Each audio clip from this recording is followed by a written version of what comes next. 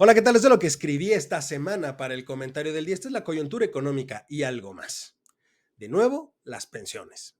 Decía el gran McCraff, cuando se miente solo por convivir y tratar de quedar bien, es cuando peor termina el asunto.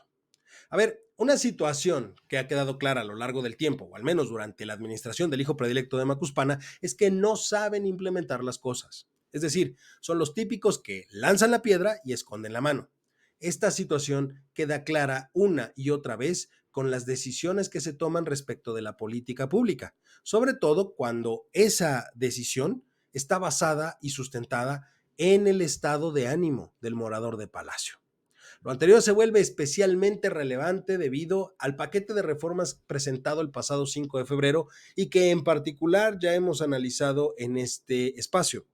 Me quiero referir a las pensiones por ser un tema de especial atención para la población en general y porque finalmente es algo que no se entiende cómo piensan hacerlo.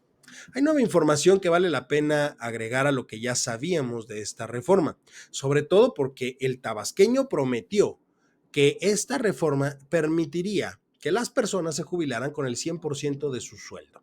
Esta situación llamó la atención, por supuesto, de muchas personas por su gran complejidad y porque llevar a cabo esa promesa, además, genera un gran problema en el largo plazo. Ningún país a lo largo del mundo ha logrado hacer algo de este estilo por la carga fiscal y económica que implica. Y resulta ser que México dice que sí lo puede hacer.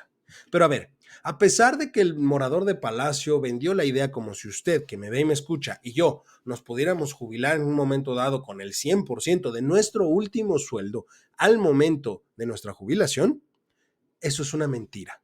Sí, estoy diciendo que el hijo predilecto de Macuspana es un mentiroso. Y el motivo es muy sencillo de deducir cuando analizamos realmente el documento que se envió al Congreso.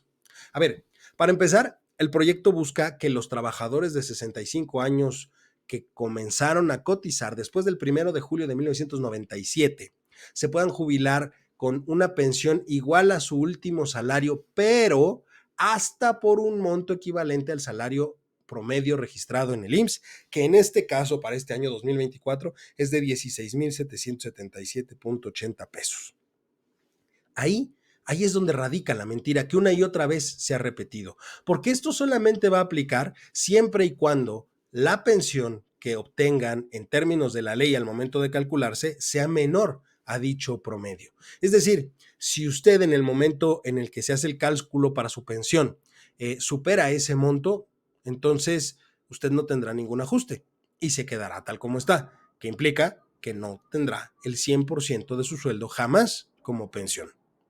Asimismo, cuando hablamos de las formas en las que piensan financiar esta gran idea, esa que tanto ha defendido también la secretaria de Gobernación, Luisa María Alcalde, que dicho sea de paso, deja mucho ver en este tema su falta de conocimiento, pues hay algo que también deja claro. No tienen el dinero que dicen tener.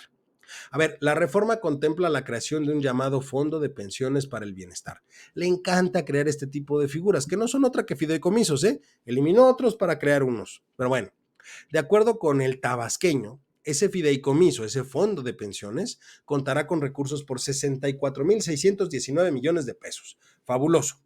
Un monto que según él se va a incrementar con el tiempo. Pero el tema es de dónde van a salir todos esos recursos. Para empezar, se habla de aportaciones del gobierno federal provenientes de varias fuentes. Esas fuentes inicialmente son, de acuerdo con el propio morador de Palacio, los ahorros por la desaparición de instituciones, que ya han desaparecido muchas y los ahorros se han gastado, pero de ahí va a salir. La venta de bienes inmuebles en desuso del gobierno, que hay que esperar a que se vendan y si se venden y a ver cuánto se obtiene. El cobro de adeudos a entidades de la Administración Pública Federal, el Congreso de la Unión, el Poder Judicial de la Federación, los propios organismos autónomos, esos que quiere desaparecer, y los 3 niveles de las entidades federativas. Es decir, le va a cobrar a todo el mundo y va a sacar dinero de donde pueda. Pero también considera los recursos de los fideicomisos del Poder Judicial, esos mismos que no ha podido desaparecer y todo indica que no podrá hacerlo, porque no se utilizan para lo que él dice que se utilizaban y al desaparecerlos violenta, por un lado, los derechos de los trabajadores del Poder Judicial, que son los beneficiarios de esos recursos, y por el otro lado, la división de poderes que fundamenta el Estado mexicano porque está agrediendo a otro poder que está al mismo nivel que él. Por si fuera poco, también quiere incluir los recursos derivados de la desaparición de diversos órganos autónomos, establecido como parte de sus iniciativas de reforma. Es decir, creo una bolsa para financiar algo que estoy proponiendo, pero para eso pues tiene que suceder todo esto. A ver, estamos enfrente de una reforma que no es más que una estrategia para poder generar un beneficio político. Esta no es una solución real al tema de las pensiones. Y por lo tanto, yo lo único que le pido a usted que me ve y me escucha es que no se deje llevar por promesas vacías. Hay que informarse, pero sobre todo debemos de tener claro dos cosas. Primero, el gobierno está tratando de financiar algo, en este caso las pensiones, con recursos que no tiene y que muy probablemente no obtendrá. Es decir, es una promesa al aire. Y segundo, que por supuesto que es una propuesta ineficiente e insuficiente, porque no considera algo que es una variable crítica, el envejecimiento de la población. México ya no es un país de chamacos, como decíamos hace muchos años. México ya es un país donde la pirámide ha dejado de ser pirámide, y eso no lo están considerando.